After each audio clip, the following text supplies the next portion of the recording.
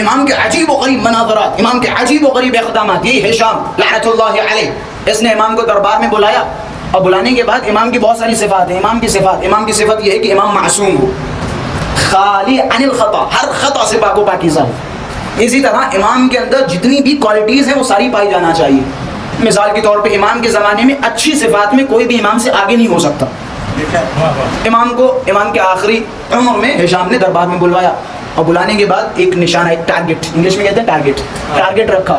امام کی عمر تقریباً 50 سے اوپر ہی تھی، ضعیف تھے امام، کیونکہ کل امام کی زندگی 57 ایئرس 57 سال کی تھی.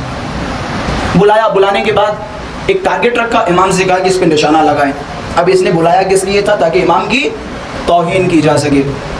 بھائی امام ہے، امام اگر یہ کام انجام نہ دے پائے تو امامت کی توہین ہے، وہ امام ہی نہیں جو کسی ہنر میں پیچھے ہو.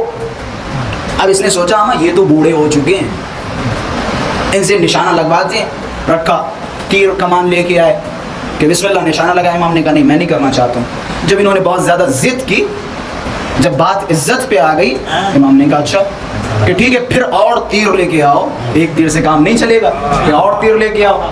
روایتوں کے جملے، آپ جب بھی کسی ٹارگٹ کو سیٹ کریں گے تو اس کے لیے پہلے آپ نشانہ لگائیں گے اور بہت دیر اس ٹارگٹ کی طرف دیکھیں گے، پھر اس ٹارگٹ پہ حملہ کریں گے. امام نے تیر کمان اٹھایا، بغیر دیکھے بسم اللہ کہتے سیدھا جا کے ٹارگٹ پہ تیر لگا.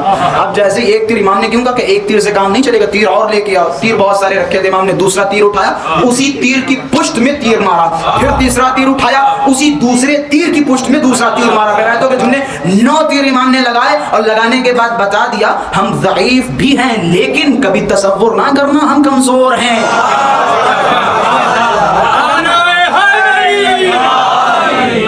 خیال نہ کرنا ہم کمزور ہیں، تصور نہ کرنا کہ ہم بے بس ہیں.